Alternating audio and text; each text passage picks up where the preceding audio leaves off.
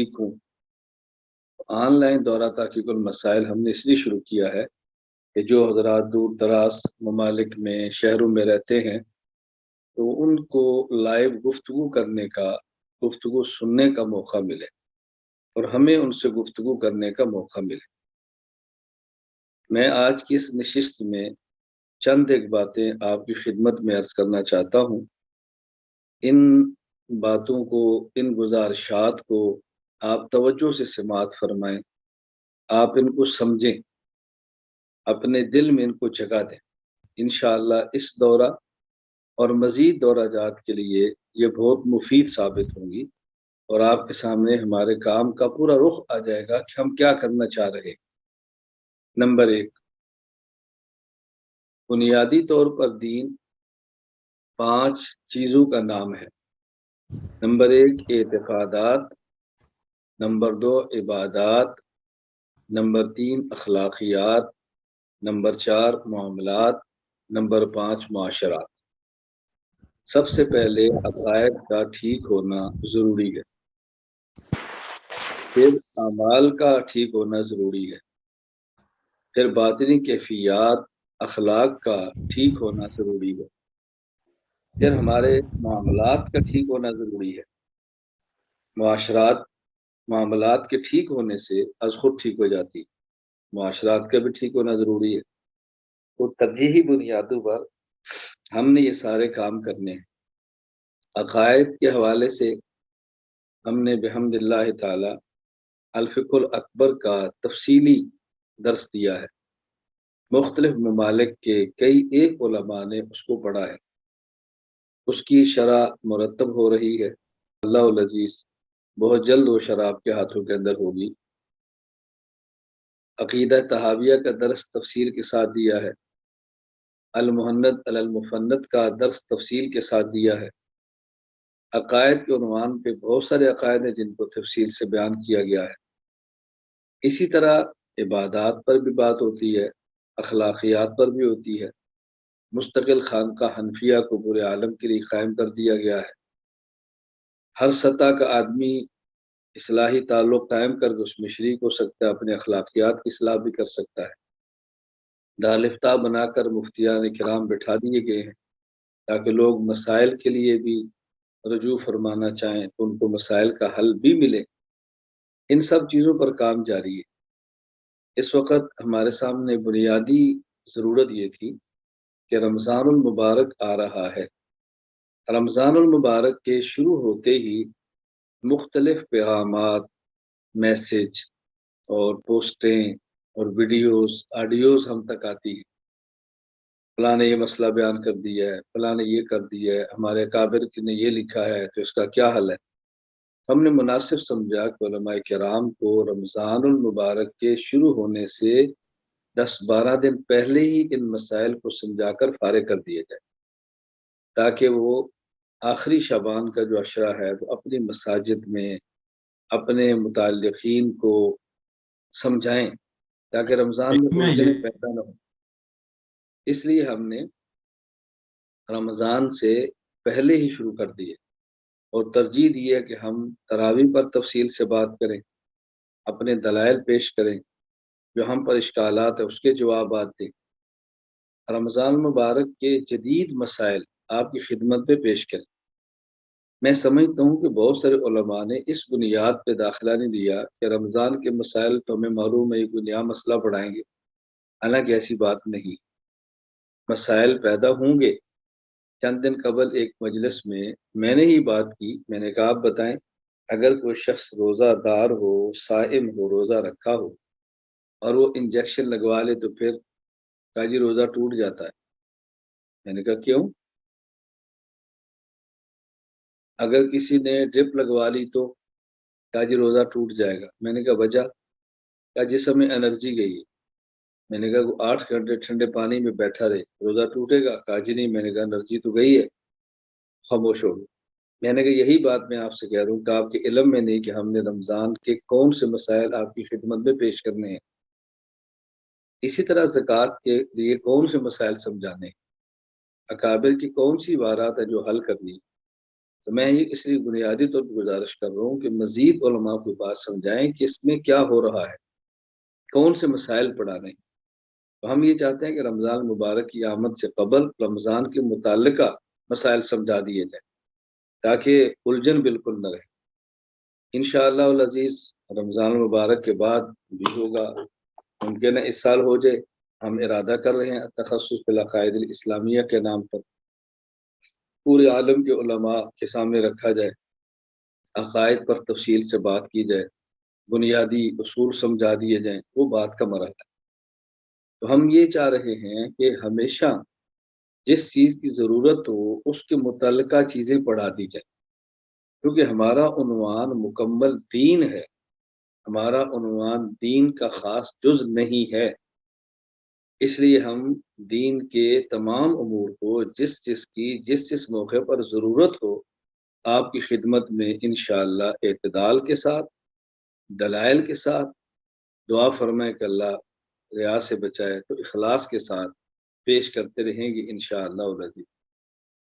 پہلی بات کہ دین 5 چیزوں کا نام ہے: ایمانیات یعنی اعتقادات، اسلامیات یعنی عبادات، اعتقادات، عبادات، اخلاقیات، معاملات اور معاشرات۔ ان 5 پر انشاءاللہ وقتاً فوقتاً بات ہوتی رہے گی۔ دوسری بات، ہمارا مقصود اپنے عقائد کو دلائل کے ساتھ بیان کرنا ہے، اپنے مسائل کو دلائل کے ساتھ بیان کرنا ہے۔ ہمارا مد مقابل کوئی فرقہ، کوئی جماعت، کوئی شخص نہیں۔ ہمارے ان مسائل اور دلائل کو کسی فریق کا مقابلہ نہ سمجھا جائے، کسی فریق کی مخالفت نہ سمجھی جائے، بلکہ اس کو اپنے عنوان پہ دلائل کے ساتھ گفتگو سمجھا جائے۔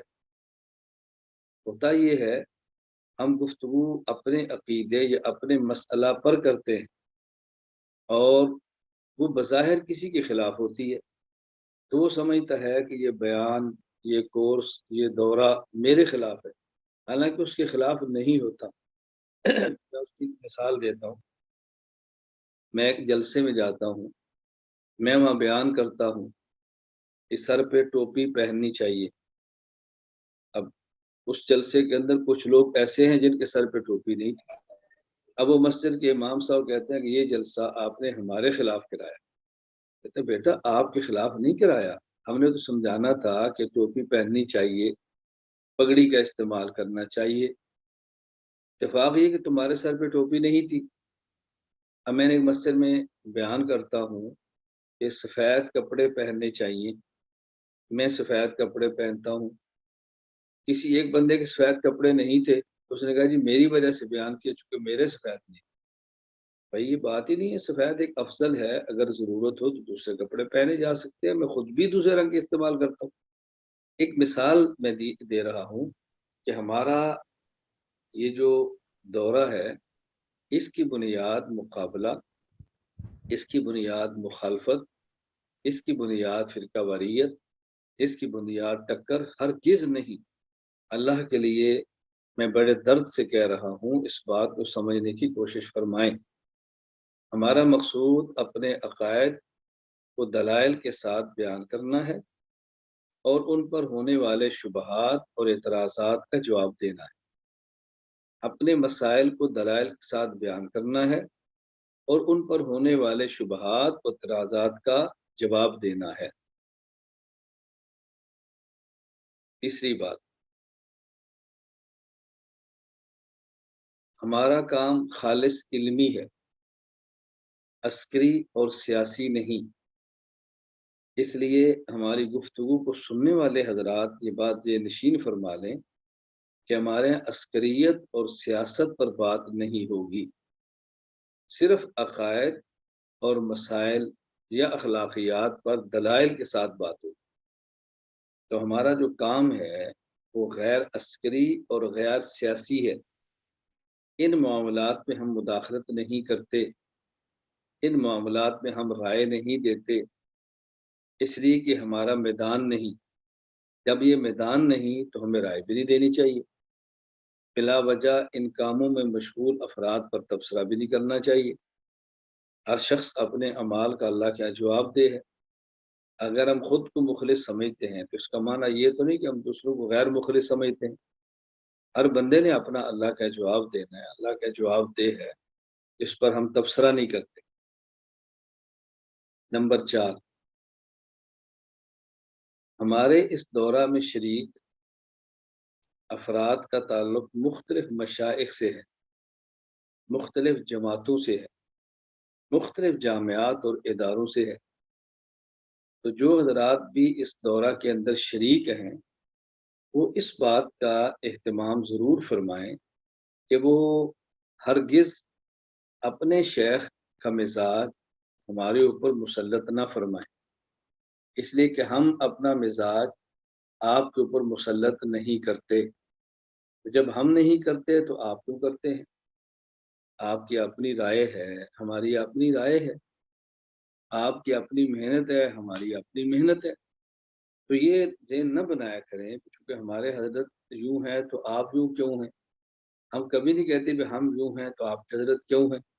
یہاں شرکت کرنے والے افراد یہ ذہن بنا لیں کہ ہم نے یہاں تمام چیزوں سے بالا تر ہو کے ایک بات سمجھنی ہے کہ ہمارا عقیدہ کیا ہے، اس پہ دلیل کیا ہے، اس پر شبہ کیا ہے اور اس کا جواب کیا ہے۔ ہمارا مسئلہ کیا ہے، اس مسئلے پہ ہماری دلیل کیا ہے، اس مسئلے پر شبہ کیا ہے اور شبے کا جواب کیا ہے۔ بس یہی بات ہم نے سمجھنی ہے۔ اس بات کا بہت زیادہ خیال کرنا۔ بہت سارے حضرات کو مفتی شبیر صاحب نے فرمایا ہے، ان کی خواہش بھی ہوتی ہے کوئی ساتھی نظم پڑھنا چاہے، کلام پڑھنا چاہے پڑھے، لیکن جو کلام پڑھے وہ یا تو عقیدہ سے وابستہ ہو، یا مسائل سے وابستہ ہوں، یا اگر مجھ سے کوئی شخص بیعت ہے تو اپنے شیخ سے تعلق ہو۔ باقی ہر کسی خواہش ہوتی ہے کہ اس گفتگو کے دوران میرے شیخ کا نام آ جائے، میری جماعت کا نام آ جائے، فلاں آ جائے۔ اس باتوں سے اجتناب کریں، چونکہ ہمارے ساتھ جو اصلاح شریک ہیں وہ مختلف مشائخ سے یا مختلف اداروں سے، مختلف جامعات اور جماعتوں سے وابستہ ہیں۔ ہم نے سب کو لے کر چلنا ہے، اس بات کو آپ نے ہرگز نظر انداز نہیں کرنا، اس کا آپ نے خیال رکھنا ہے۔ نمبر 5، ہم نے جو ترتیب بنائی ہے داخلہ کی، یہ پہلی بار ہوا ہے کہ دورہ تحقیق المسائل آن لائن پر باقاعدہ فیس رکھی گئی ہے۔ یعنی ہماری طرف سے پہلے دورے پر فیس نہیں تھی، الفقہ الاکبر پڑھائی بعضوں نے فیس رکھی، بعض علاقوں میں نہیں رکھی۔ ہمارے کورسز جو غیر علماء کے لیے ہوئے ہیں، خواتین کے لیے ہوئے ہیں، غیر علماء کے لیے فیس رکھی گئی ہے۔ دورہ تحقیق المسائل علماء کرام کے لیے جو آن لائن ہوا، پہلی دفعہ باضابطہ اس کے لیے ہم نے فیس رکھی ہے، اور یہ میری یا ای مرکز کی شخصی رائے نہیں ہے۔ ہم نے کئی ایک ممالک کے علماء کرام سے مشاورت کی اور تقریباً سب اس بات پر متفق تھے کہ فیس ہونی چاہیے۔ ہر آدمی کو اپنا وقت بھی دینا چاہیے اور کچھ اپنا مال بھی لگانا چاہیے۔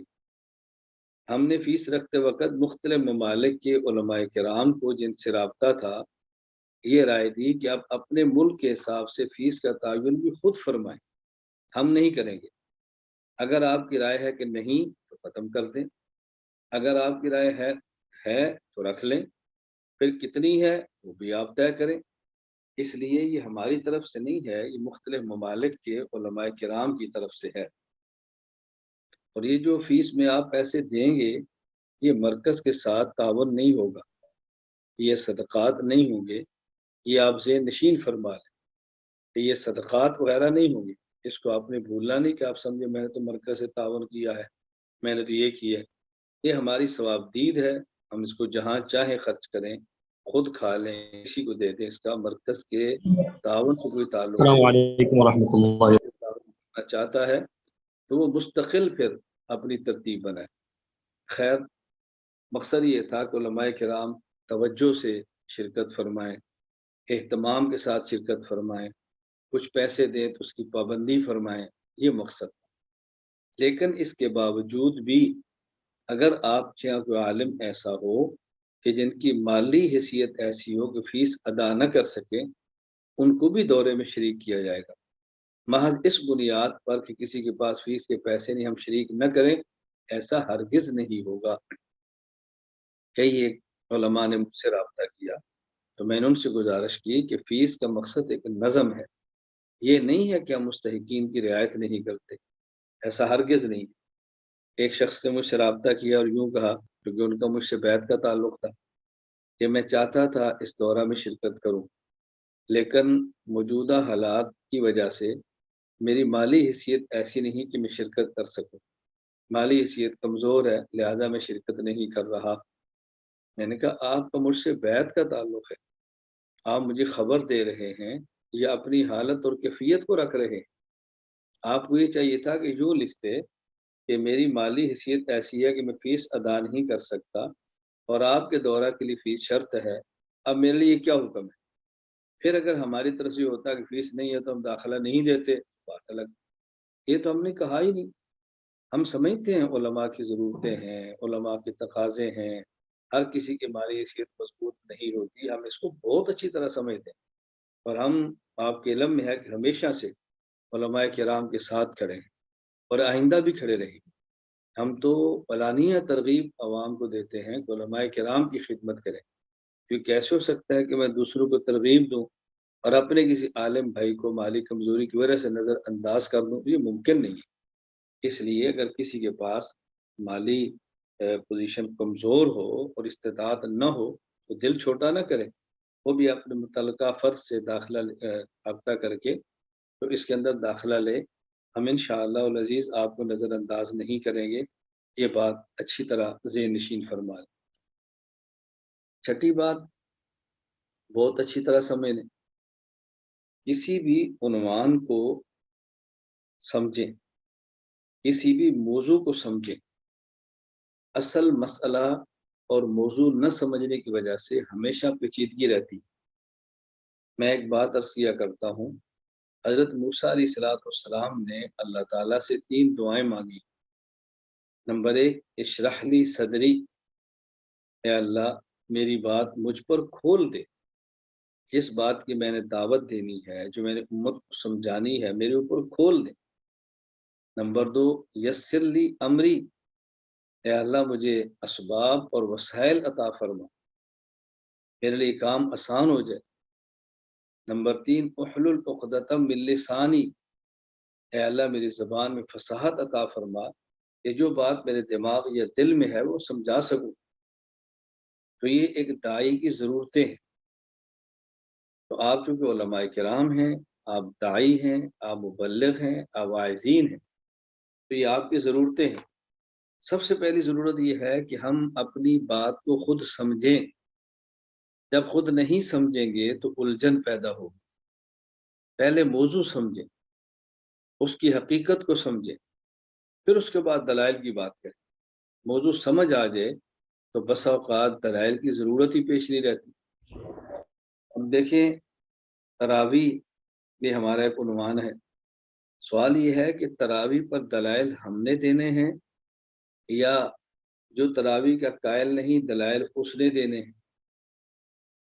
ہم 20 رکعت تراویح کے قائل ہیں تو کیا 20 پر دلائل ہم نے دینے ہیں یا جس آدمی نے 20 کا انکار کیا ہے دلائل اس نے دینے ہیں؟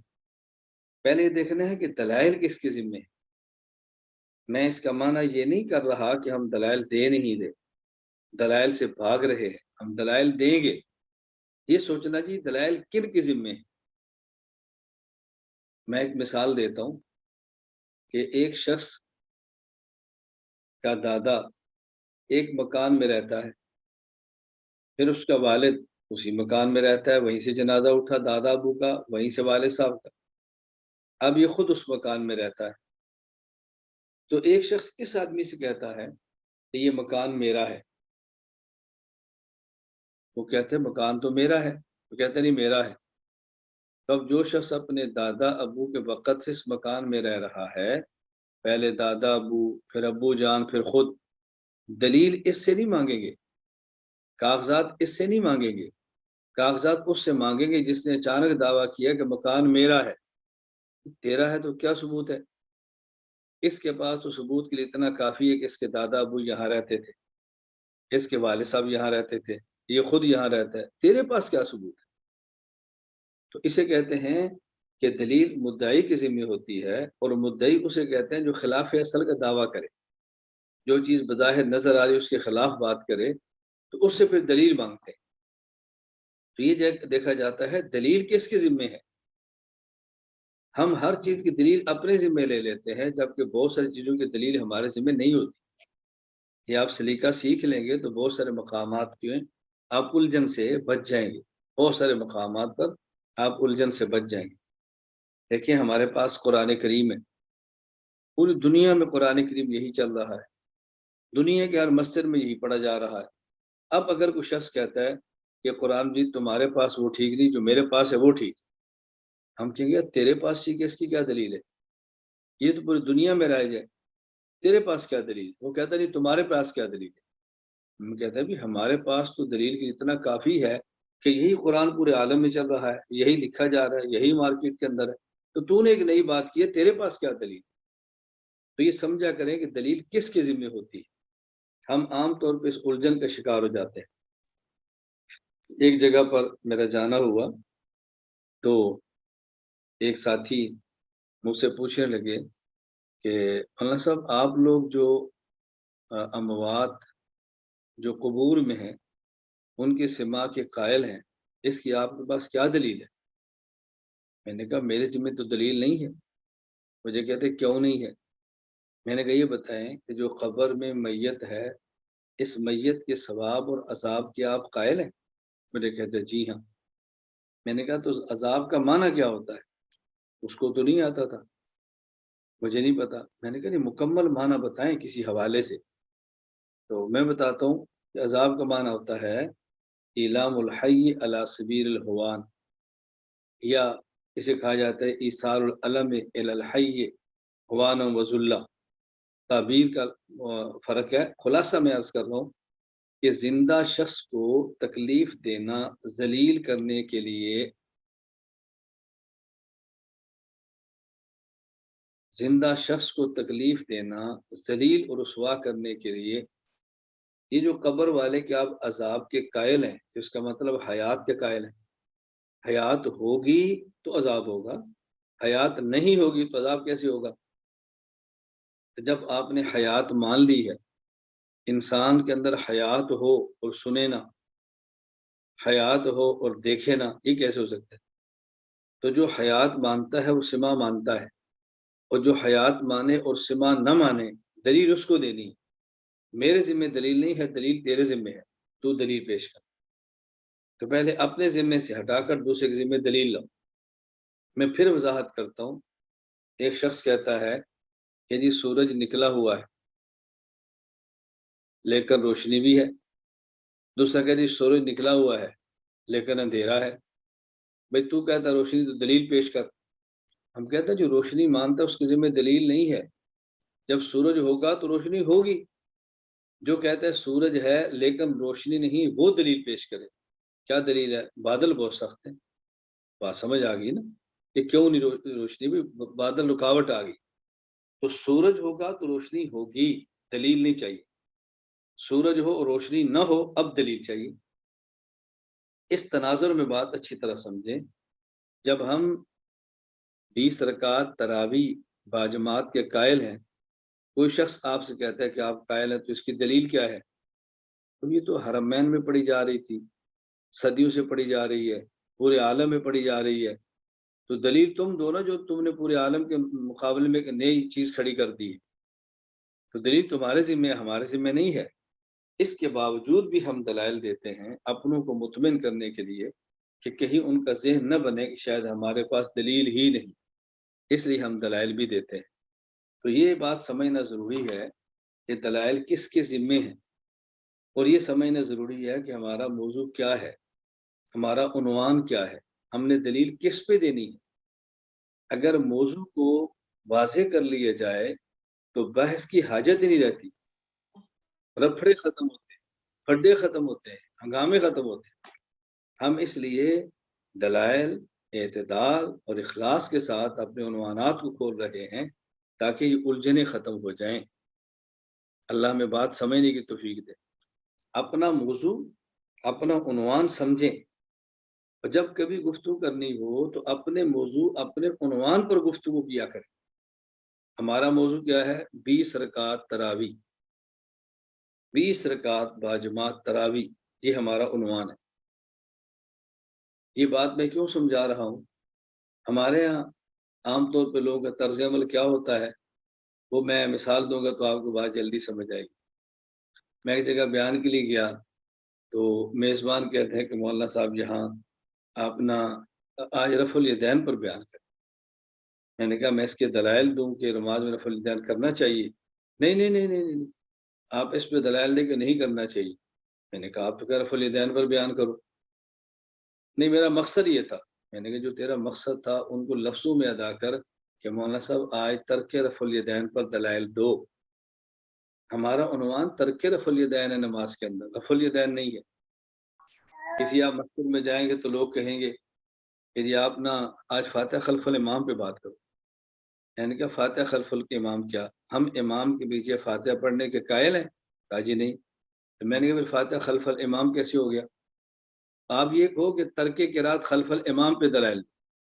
ہمارا عنوان امام کے پیچھے فاتحہ پڑھنا یا فاتحہ پڑھنا نہیں، ہمارا عنوان ہے کہ امام کے پیچھے قراءت نہیں کرنی، امام کے پیچھے قرآن نہیں پڑھنا۔ جس طرح الف لام میم سے لے کر والناس تک قرآن ہے، اسی طرح فاتحہ بھی قرآن ہے، قرآن نہیں پڑھنا۔ اپنے عنوان بیان کیا کریں کہ ہمارا عنوان کیا ہے۔ ہم نے غفلت کی وجہ سے اغیار کے عنوان کو متعارف کرا دیا ہے۔ اپنے عنوانات کو متعارف کراؤ۔ سر ڈھانپ کر نماز پڑھنا، اس پہ دلائل ہوں گے۔ یہ نہیں کہنا آج ننگے سر نماز پڑھنے پر بات ہوگی، سر ڈھانپ پر نماز پڑھنے پر بات ہوگی، ترک قرات خلف الامام پر بات ہوگی، 20 رکعت تراویح باجماعت پر بات ہوگی، ناف کے نیچے ہاتھ باندھنے پر بات ہوگی۔ اپنے عنوان پیش کرو، اپنے عنوان پیش کرو، اپنے عنوان پر بات کرو۔ تو اس لیے میں نے عرض کیا، چھٹی بات یہ سمجھیں ہمارا موضوع کیا ہے، پھر اس موضوع سے متعلقہ دلائل کیا ہے۔ یہ آپ یوں بات کریں گے تو انشاءاللہ آپ کے لیے بات بہت زیادہ آسان ہو جائے گی اور بات کو آگے چلانا آسان ہو جائے گا۔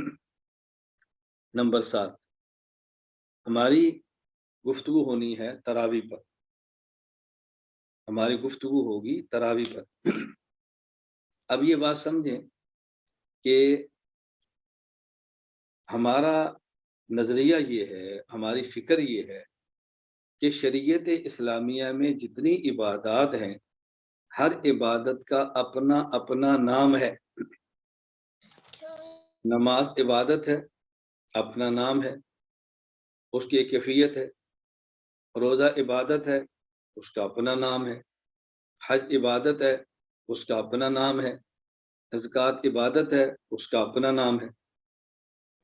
ہر عبادت کا اپنا نام ہے، یہ بات سے نشین فرما لیں۔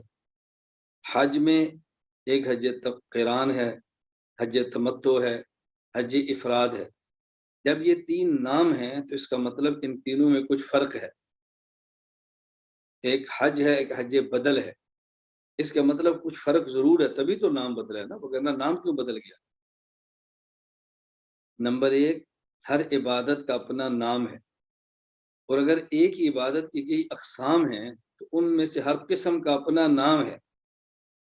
تراویح عبادت ہے جس کا تعلق نماز کے ساتھ۔ اب نماز میں فرائض بھی ہیں، فجر، ظہر، عصر، مغرب، عشاء۔ نماز میں واجب بھی ہیں، مثلا عیدین وغیرہ۔ نماز میں سنت موقدہ بھی ہیں، فجر سے قبل 2 رکعت، ظہر سے قبل 4، ظہر کے بعد 2، مغرب سے بعد 2، عشاء کے بعد 2۔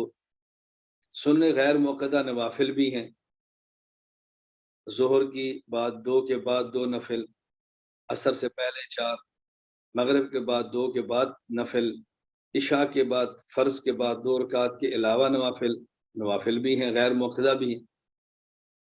اسی طرح ان 5 وقتی نمازوں کے علاوہ کچھ نمازیں ہیں، مثلا مغرب کے بعد نوافل ہیں، ان کا نام اوابین ہے۔ فجر کی اذان سے پہلے نوافل ہیں تو نام تہجد ہے۔ سورج نکلنے کے 15 منٹ بعد کے نوافل ہیں تو نام اشراق ہے۔ 2 گھنٹہ بعد کے نوافل ہیں تو نام اس کا چاشت ہے۔ ایک مخصوص نوافل ہیں 4 رکعت کو، اس کا نام صلاۃ التسبیح ہے۔ آدمی اپنی ضرورت کے لیے اللہ سے مانگنے کے لیے 2 رکعت پڑھتا ہے، نام صلاۃ الحاجت ہے۔ کسی کام کے لیے کام کرنا چاہیے کہ نہیں، اللہ تعالیٰ سے خیر مانگنے کے لیے 2 رکعت پڑھتا ہے تو نام صلاۃ الاستخارہ ہے۔ اب دیکھو نا، ہر ایک نماز کا ایک نام ہے، تو جو نام ہے اسی نام سے اس نماز کو پکارنا چاہیے۔ ہم بات کرتے ہیں تراویح کی۔ اب اس کا معنی تراویح نماز ہے، تو یہ نماز کی کوئی خاص قسم ہے جسے تراویح کہا جاتا ہے۔ غلط فہمی یہاں سے لگتی ہے کہ لوگ کہتے ہیں ایک ہی نماز ہے، چاہے تو اس کو تراویح کہہ لیں، چاہے تو اس کو تہجد کہہ لیں، چاہے تو اس کو وطر کہہ لیں۔ یہ غلطی ہے۔ تراویح مستقل عبادت نماز ہے، تہجد مستقل نماز ہے، وطر یہ مستقل نماز ہے۔ یہ تینوں نمازیں مستقل ہیں۔ وطر کی اپنی تعداد ہے رکعات کی، تہجد کی اپنی تعداد ہے رکعات کی، تراویح کی اپنی تعداد ہے رکعات کی۔ تو ان تینوں کی تعداد الگ الگ ہے۔ وطر کی ہمارے ہاں تعداد 3 ہے، تہجد 8 ہے، تراویح 20 ہے۔ ہم اس پہ دلائل پیش کریں گے۔ کوئی اس کو نہیں مانتا اس کا مسئلہ ہے، کوئی مانتا ہے اس کا مسئلہ ہے۔ ہمارا مد مقابل کوئی ہے ہی نہیں۔ ہم کسی فرقے اور شخص کی بنیاد پہ بات کہتے ہی نہیں۔ ہم تو اپنے حضرات کو بات سمجھا رہے ہیں کہ دیکھو، عشاء کے بعد پہلے تراویح ہے، اس کے بعد وطر ہے، اور پھر رات کے آخری پہر میں آپ نے پڑھنے ہیں تو تہجد ہے۔ تینوں نمازیں الگ ہیں، تینوں کے نام الگ ہیں، اس لیے تراویح مستقل نماز ہے، یہ ذہن نشین فرما۔ اور یہ تراویح ترویحتن کی جمع ہے۔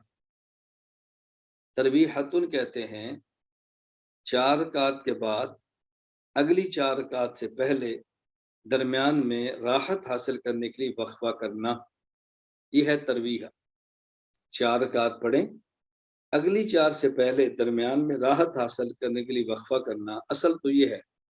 اب 4 رکعت کو ترویح کہتے ہیں، 4 رکعت پڑھی راحت، پھر 4 پڑھی پھر راحت، پھر 4 پڑھی پھر چاہت راحت۔ اب ہر 4 رکعت کو ترویح کہہ دیتے ہیں، تو یوں کہا جاتا ہے کہ تراویح جو ہے یہ 20 رکعت ہیں اور 5 ترویحیں ہیں، کیونکہ ہر 4 کے بعد وقفہ کرنا ہے نا، تو ہم نے اس کا نام ترویح رکھ دیا۔ اب بتائیں، یہ جو تراویح ہے ہر 4 رکعت کے بعد وقفہ، تراویح ترویحتن کی جمع ہے، اور جمع کے کم از کم افراد 3 ہوتے ہیں۔ اس کا معنی یہ ہے کہ تراویح کی کم از کم مقدار جو ہوگی وہ 4 کے بعد وقفہ، پھر 4 کے بعد وقفہ، پھر 4 کے بعد وقفہ، 12 رکعت تو ہونی چاہیے نا۔ تو جو شخص تراویح مانتا ہے اور 1 رکعت بھی کہتا ہے، اس کا تو تراویح کے نام سے ہی کوئی مناسبت نہیں۔ جو تراویح بھی مانتا ہے اور 2 رکعت کا بھی قائل ہے، اس کی تو تراویح کے نام سے مناسبت نہیں۔ تو تراویح کی مناسبت کے لیے ضروری ہے کہ کم از کم 3 تراویح ہے، اور ایک تراویح 4 رکعت، کم از کم 12 رکعت۔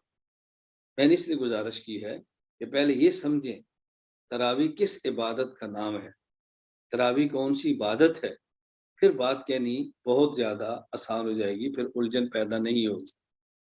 تو تراویح عشاء کے فرائض اور 2 سنت سے فارغ ہونے کے بعد 20 رکعت نوافل کا نام ہے۔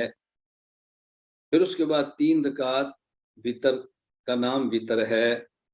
پھر اس کے بعد سونے یعنی صبح صادق سے قبل 8 رکعت تہجد کا نام تہجد ہے۔ تو عشاء کی نماز کے بعد 2 سنت پڑھ کے 20 رکعت، اس کا نام تراویح۔ پھر 3 رکعت، اس کا نام وطر۔ پھر صبح صادق سے قبل 8 رکعت، اس کا نام تہجد۔ یہ ہے پوری عبادت، اس کو آپ اچھی طرح ذہن نشین فرمائیں۔ 8ویں بات سمجھیں کہ تراویح کی ہمارے یہاں حیثیت کیا ہے۔ ایک ہے تراویح کی نماز، تراویح کی رکعت، ایک ہے تراویح کی جماعت، یہ چیزیں الگ الگ ہیں۔ جہاں تک تعلق ہے تراویح کی رکعات کا، وہ تو ہیں 8، وہ تو ہیں 20۔ جہاں تک ہے تراویح کی رکعات کا تعلق تو وہ ہیں 20۔ یہ تراویح کی 20 رکعات مرد پر بھی ہے، عورت پر بھی ہے، اور یہ سنت مؤکدہ ہے، مرد نے بھی پڑھنی ہے، عورت نے بھی پڑھنی ہے۔ اور ایک ہے تراویح کی جماعت، یہ تراویح کی جماعت مرد پر ہے، عورت پر نہیں، اور یہ تراویح کی جماعت سنت مؤکدہ علی الکفایہ ہے، یعنی اگر ایک گاؤں میں کچھ لوگ تراویح باجماعت پڑھ لیں اور باقی کچھ لوگ عذر کی وجہ سے یا کسی وجہ سے باجماعت نہ پڑھ لیں لیکن جماعت کے ساتھ نہیں، تو ان کو گناہ نہیں ہوگا۔ تو تراویح کی جماعت سنت مؤکدہ علی الکفایہ ہے، تراویح تو سب نے پڑھنی ہے لیکن باجماعت چند لوگ پڑھ لے تو کافی ہے۔ اور پھر ہیں تراویح کی راتیں، اب وہ پورا رمضان ہے، صرف 2 رات یا 3 رات یا 6 رات نہیں، مکمل رمضان پڑھنی ہے۔ تراویح کی رکعتیں 20، پھر تراویح کی جماعت، پھر تراویح کی راتیں، یعنی مکمل رمضان میں اس تراویح نے چلنا ہے۔ یہ ذہن نشین فرما لیں ورنہ الجھن ہو۔ چند دن قبل ایک ڈاکٹر صاحب ہیں، ان سے ملاقات ہوئی، تو ڈاکٹر صاحب نے مجھے فرمایا کہ میں آپ کے بیانات بڑے شوق سے سنتا ہوں، لیکن میں یہ سمجھتا ہوں کہ اس وقت ہمارے ہاں میڈیا کا دور ہے، کتابیں آسانی سے دستیاب ہیں، رسائی بہت آسانی سے ہوتی ہے، تو میں نے فلاں کا بیان سنا، فلاں کا سنا، فلاں ڈاکٹر کا، فلاں پروفیسر کا اور فلاں مذہبی سکالر کا، تو نظرات کی بات یہ بڑی میرے دل کو لگی ہے کہ تراویح کوئی فرض یا واجب یا ایسی ضروری نہیں ہے کہ جس کی وجہ سے روزہ نہ ہو سکتا ہو، تو پھر یہ بھی نہیں ہے کہ آپ نے کتنی ہی پڑھنی ہے، جتنی سہولت سے پڑھ لو، یہ ایک نفلی زائد عبادت ہے، تو اس میں الجھنا نہیں چاہیے۔ میں نے ان سے گزارش کی، جن فیس بکیے یوٹیوبیے سکالرز کا نام آپ نے لیا ہے، ان کی یہ بات تو میں مانتا ہوں، تراویح فرض نہیں، واجب نہیں، اور تراویح نہ پڑھیں روزے پر اثر نہیں پڑتا۔ میں نے کہا میں اس سے ایک قدم اور بڑھ کر کہتا ہوں، اگر کوئی بندہ فجر، ظہر، عصر، مغرب، عشاء کے فرض نہ پڑھے تو روزے پر تو پھر بھی فرق نہیں پڑے گا، روزہ تو پھر بھی ہو جائے گا۔ اس کا ایک تراویح مسکین سے کیا تعلق ہے کہ آپ نے تراویح نہ پڑھی تو روزہ پھر بھی ہوگا، پھر آپ فرائض چھوڑ دیں روزہ پھر بھی ہوگا۔ نماز مستقل فرض ہے، روزہ مستقل فرض ہے، زکوٰۃ مستقل فرض ہے، حج مستقل فرض ہے، یہ تو مستقل فرائض ہے، یہ کون سی سمجھانے والی بات؟ میں نے کہا یہ بات سمجھیں کہ تراویح کے ادا نہ کرنے سے روزہ پھر بھی ہوگا، لیکن اگر تراویح ادا کرنی ہے تو کتنی ہے یہ بتائیے نا۔ اب دیکھیں ظہر، میں نے کہا فجر کے 2 فرض ہیں اور 2 سنتیں، اب اگر کوئی شخص 2 سنتیں نہ پڑھے اور فجر کے 2 فرض پڑھے، فرض تو پھر بھی ہو جائیں گے۔ سنت نہ پڑھنے کا گناہ اپنی جگہ پر ہے، لیکن فجر کے فرائض کی قبولیت میں تو سنت کا نہ پڑھنا رکاوٹ نہیں ہے، وہ الگ چیز ہے، یہ الگ چیز ہے۔ لیکن اگر کوئی بندہ فجر کے فرض سے پہلے سنتیں پڑھنا چاہے تو یہ تو ہوگا نا کہ کتنی پڑھے، اور یہ بھی ہوگا نا کہ کب پڑھے۔ یہ تو نہیں کہ صبح صادق سے پہلے ہی پڑھ لے پھر بھی ٹھیک ہے، فجر کے بعد پڑھ لے پھر بھی ٹھیک ہے، پہلے پڑھ لے پھر بھی ٹھیک ہے۔ اگر فجر کی سنتیں پڑھنی ہیں تو یہ بات طے شدہ ہے کہ اس کا وقت کیا ہے، اور یہ طے شدہ ہے کہ ان کی تعداد کیا ہے۔ تعداد ان کی 2 ہے رکعتیں، اور وقت صبح صادق کے بعد فجر کے فرض پڑھنے تک یہ وقت۔ فجر کے فرض پڑھ لی اور آپ سنتیں نہ پڑھ سکے، اب یہ ادا نہیں قضا ہے۔ اب یہ آپ نے کب پڑھنی ہے؟ سورج نکلنے کے 12 یا 15 منٹ بعد۔ تو مجھے کہتے ہیں ہاں بات تو آپ کی ٹھیک ہے، میرے پاس آپ کی فائل پڑی ہے، میں اس کو دیکھتا ہوں تو پھر انشاءاللہ۔ میں نے کہا نہیں، فائل دیکھنے سے بات نہیں ہوگی، یہ مسلسل گفتگو کرنے سے بات ہوگی۔ تو خیر ان کے دماغ میں کافی حد تک بات آئی، میں نے کہا انشاءاللہ اگلے نشست پہ پھر کریں گے، آپ کے پاس اس عنوان پہ کوئی دلائل ہو تو آپ بے شک اس کو جمع کریں۔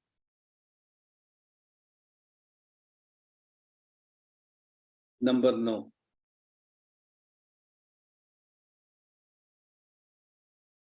میں نے نمبر 7 پہ بیان کیا کہ تراویح مستقل عبادت ہے۔ نمبر 8 تراویح کی حیثیت، اور یہ نمبر 9 یہ تراویح کی رکعات اور جماعت۔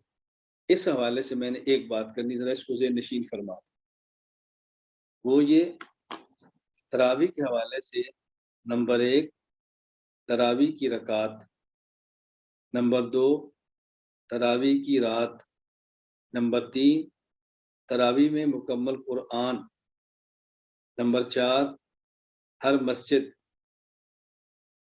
یہ چند چیزیں ذہن میں رکھ لیں۔ تراویح پڑھنی ہے تو 20 رکعت، تراویح پڑھنی ہے باجماعت، تراویح پڑھنی ہے پورا مہینہ، تراویح پڑھنی ہے ہر مسجد، تراویح پڑھنی ہے مکمل قرآن کے ساتھ۔ یہ ذہن نشین فرما لیں۔ ہم نے 5 چیزوں کا تراویح کے اندر خیال کرنا ہے، 5 چیزوں کا تراویح کے اندر خیال کرنا ہے۔ میں آخر میں پھر اس پر مختصر سی بات کر لوں گا تاکہ آپ کو اچھی طرح بات ذہن نشین ہو جائے۔ اللہ تعالی ہمیں یہ بات سمجھنے کی توفیق عطا فرما دے۔ آج کی نشست کی 10ویں اور آخری بات، میں نے بحمد اللہ تعالی آج کا دورہ تحقیق المسائل شروع کرنے سے پہلے 2 رکعت پڑھی اور اس میں دعا مانگی ہے۔ آپ میں سے اگر کسی نے پڑھ لی ہے تو بہت اچھا کیا، اگر نہیں پڑھی تو میں آپ سے گزارش کروں گا کہ آپ 2 رکعت پڑھیں۔ سبق وقت باقی ہو باوضو ہوں تو اب پڑھ لیں، سبق 2 منٹ مؤخر کیا جا سکتا ہے، اور اگر آپ حضرات میں سے وضو میں دقت ہو دور ہو تو سبق جاری رکھیں اور سبق کے بعد پڑھ لیں، اور کل کے شروع ہونے سے پہلے پڑھ لیں۔ 2 رکعت پڑھیں اور 2 رکعت پڑھ کر آپ نے 3 دعائیں مانگنی ہیں۔ نمبر 1، یا اللہ اس دورہ تحقیق المسائل کو اپنے فضل سے اپنے کرم سے پایہ تکمیل تک پہنچا دے۔ اے اللہ کریم اپنے فضل سے اپنے کرم سے عافیت کے ساتھ ہمارے اس دورہ تحقیق المسائل کو پایہ تکمیل تک پہنچا دے۔ نمبر 2، یا اللہ اس دورہ کو پورے عالم کے لیے نافع بنا دے۔ نمبر 3، یا اللہ اس دورہ کو ای مرکز کی پوری ٹیم کے لیے، اے اللہ معاونین کے لیے، ہمارے شرکاء کے لیے، ان تمام کے لیے باعث اجر و ثواب بنا دے۔ تو 3 دعائیں آپ نے مانگنی ہے۔ نمبر 1، اے اللہ اپنے کرم سے اس دورہ تحقیق المسائل کو پایہ تکمیل تک پہنچا دے۔ نمبر 2، پورے عالم کے لیے نافع بنا دے۔ نمبر 3، ہم سب کے لیے باعث اجر و ثواب بنا دے۔ اللہ تعالیٰ مجھے بھی توفیق عطا فرمائے، اللہ آپ کو بھی توفیق عطا فرمائے۔ چند ایک بنیادی باتیں میں نے آپ کی خدمت میں عرض کر دی ہیں۔ کل انشاءاللہ العزیز تراویح پر دلائل شروع کریں گے انشاءاللہ۔ اگلا سبق شروع ہونا ہے، ابھی 4 منٹ باقی ہیں۔